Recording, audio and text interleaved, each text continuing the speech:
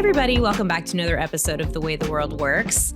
Today, I want to talk about Venezuela and its history with oil and how it is a lesson in how socialism doesn't only fail, but it makes a people suffer. It puts them in poverty and it just ruins everything. So if you have listened to the news or even walked outside your house or glanced at a newspaper, if those even still exist, you will see that everybody is talking about Venezuela. And that is because President Trump went in and he captured the president of Venezuela, President Maduro.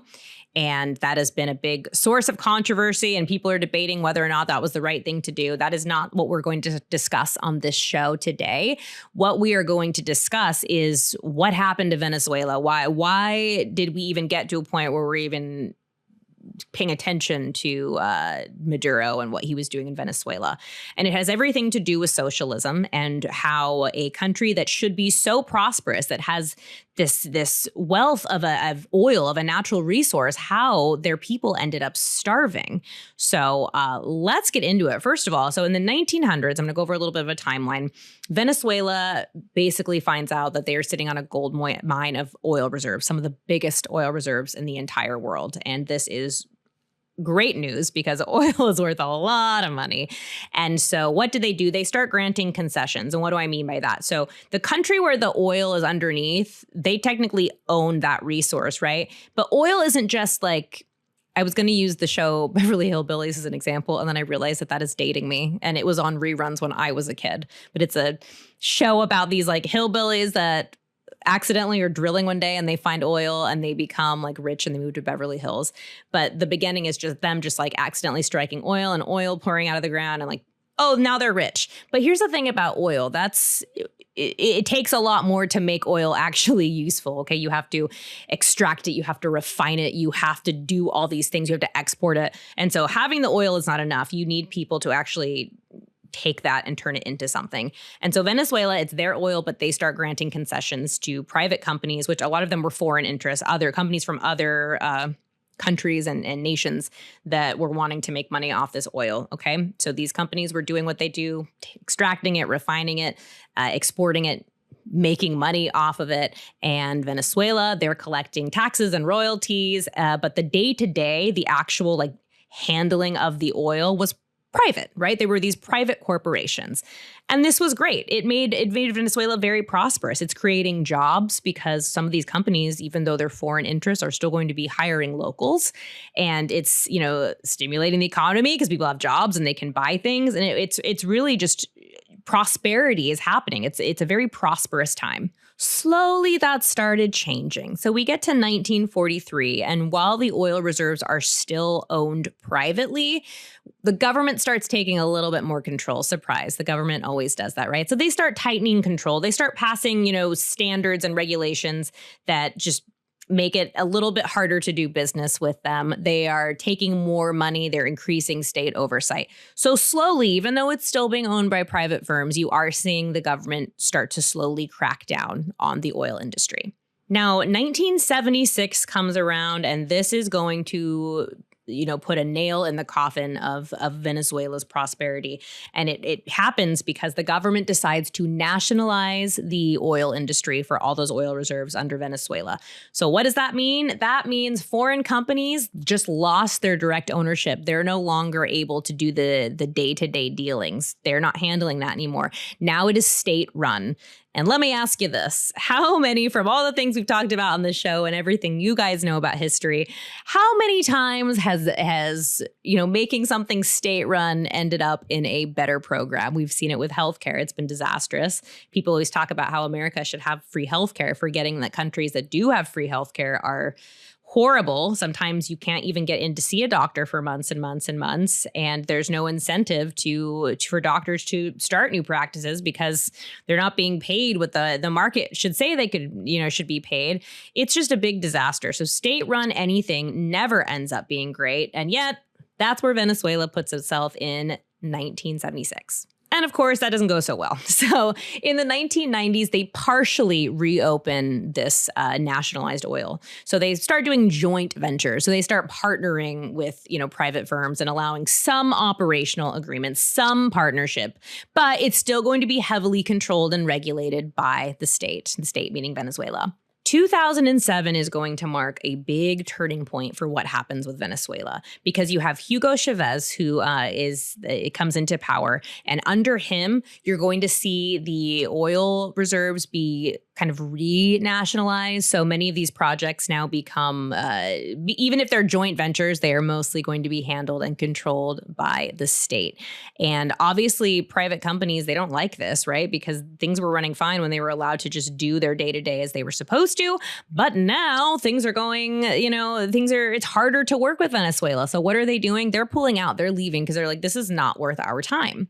Now, Venezuela had gotten itself into a little bit of trouble because their economy was so focused on oil that was where all the focus was going, and they became very dependent on it. They needed it. So now that the oil is becoming nationalized and things are getting worse, their economy and everything starts slowly suffering, and they're going from being a prosperous country to not being so prosperous. And that's going to get worse in 2013 when Maduro gets into office. And Maduro is the one who was just captured. It's weird to say captured. It sounds like pirates or something.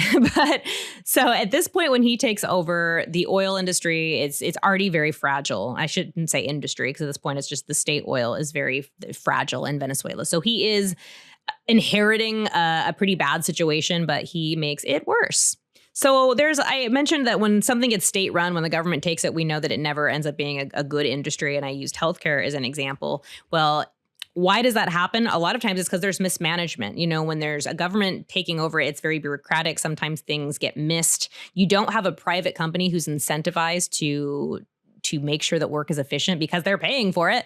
You don't have that there, right? So things get mismanaged very quickly. What else happens when you have a government takeover of something? Corruption, as always. You're going to see that. You're going to see underinvestments, or you're going to see you're not responding to market demand, and so you're not using the same tools that the free market uses. And then you're also going to see way too much intervention from the government, which, again, as we know, makes things worse off. So a smart person would look at this and say, all right, maybe the way we're going about this is not good. Let's reverse course. And you'll remember Venezuela already kind of did that in the 70s when they tried to make it a little bit more nationalized, but then they went back on it in the 90s and said, oh, okay, let's give them a little more power. So, but that's not what Maduro does. Instead of Maduro being like, my bad, we should fix this, he was doubling down. He was saying, no, we're right. Nationalization is right. This is going to work. If you don't agree with me, you're fired.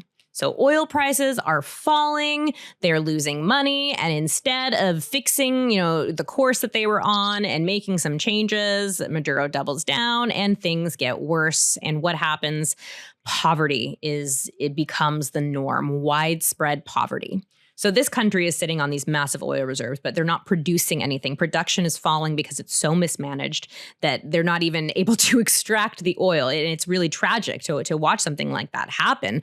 So then money printing and inflation. And we know, creature from Jekyll Island, we know that printing money always makes things worse. So that happens, printing money, inflation. And then you have people where they can't afford to import food and medicine anymore. And so there's just no money for that. And so what happens when you can't import food and medicine? Well, that's the shortage. It's going to create a shortage because they are getting some food and medicine. Who do you think is getting the food and medicine first when those shipments come in? Do you think it's the people? Do you think it's the school teacher or the farmer? That's not who's getting it. It's Maduro. It's the government. So they're taking what is left for themselves, which means the rest of the people are suffering. The rest of the people are paying for Maduro's poor choices.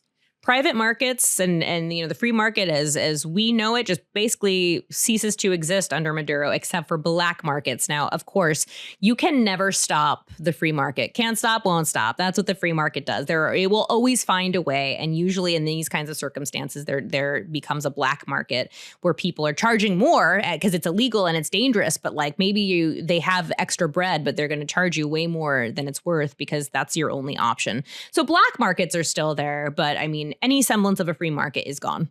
So at this point, people are not able to get the food they need to maintain a regular life.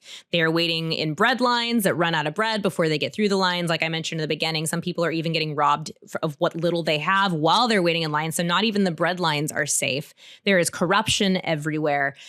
People are being forced to eat their dogs. Going to the doctor, if you needed to go to the hospital and there was an emergency, it was such a risk because of the sanitation.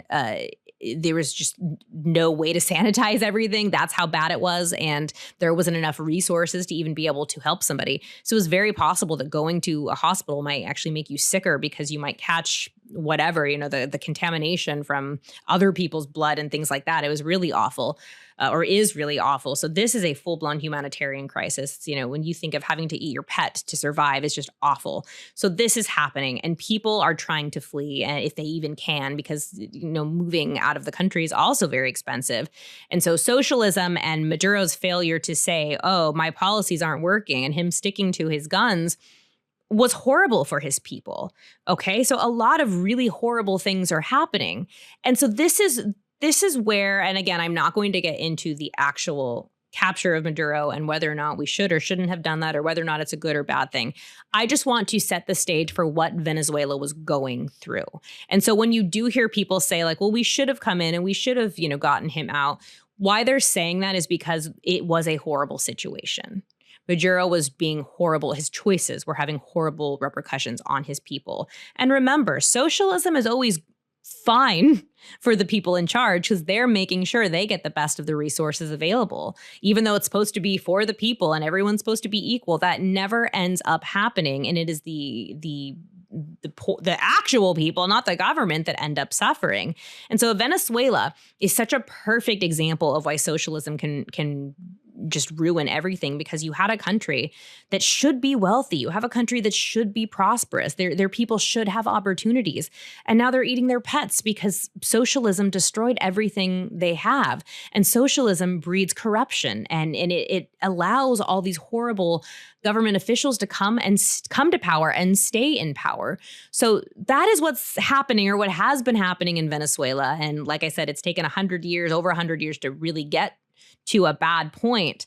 But it's even the most prosperous countries aren't immune to socialism coming in and destroying everything. So we will leave it there. I don't want to get in. I'm worried if I keep talking, I'll get more into Venezuela and what happened recently. And I want to avoid that because I want to make sure we are laying the foundation for why Venezuela was in a state for us to even be paying close attention to it anyway. So we will leave it there for today. As always, don't forget to like and subscribe to the podcast. And until next time, I will talk to you later.